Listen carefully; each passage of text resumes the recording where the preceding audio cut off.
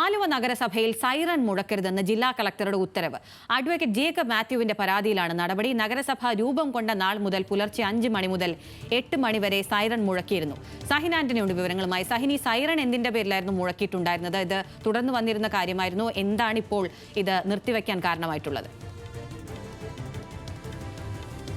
അഖില, ആലുവ നഗരസഭയ്ക്ക് 100 വർഷത്തിലധികം പഴക്കമുണ്ട്. അന്നു മുതൽ തന്നെ ഈ നഗരസഭയ്ക്ക് കീഴിൽ സൈറൺ മുഴക്കിയിരുന്നു. പുലർച്ചെ 5 മണിക്ക്, രാവിലെ 8 മണിക്ക്, ഉച്ചയ്ക്ക് 1 മണിക്ക്, വൈകുന്നേരം 5 മണിക്ക്, രാത്രി 8 മണിക്ക്, അങ്ങനെ 5 നേരമായിരുന്നു സൈറൺ മുഴക്കിയിരുന്നത്. എന്നാൽ ഒരു അഭിഭാഷകൻ ഇത് സംബന്ധിച്ച് പരാതി നൽകിയിരുന്നു. അത് പൊതുജന ശല്യമാണ്, താനടക്കമുള്ള ആളുകൾക്ക് അത് ശബ്ദമലിനീകരണം ഉണ്ടാകുന്നു എന്നുള്ളതായിരുന്നു അദ്ദേഹത്തിൻ്റെ പരാതി.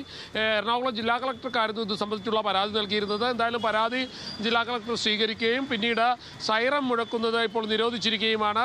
ഇന്ന് ഉച്ച മുതൽ ആലുവ നഗരസഭയിൽ സൈറൺ മുഴക്കിയിട്ടില്ല. ഇനി മുഴക്കരുത് എന്നുള്ളതാണ് ഉത്തരവ് പുറത്തിറക്കിയിരിക്കുന്നത്. അഖില, പ്രദേശവാസികൾക്ക് ബുദ്ധിമുട്ടുണ്ടാകുന്നു എന്ന പരാതിയെ തുടർന്നാണ് ഈ നടപടി ഉണ്ടായിരിക്കുന്നത്. സഹിൻ ആന്റണിയാണ് വിവരങ്ങൾ നൽകിയത്.